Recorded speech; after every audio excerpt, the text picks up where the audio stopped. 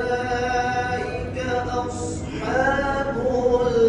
الميمنة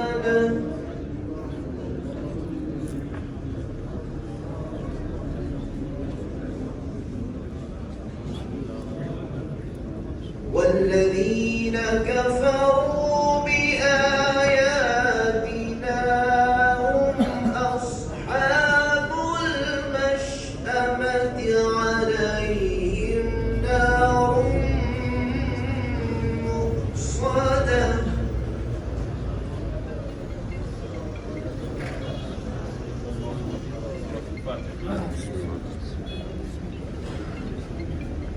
بسم الله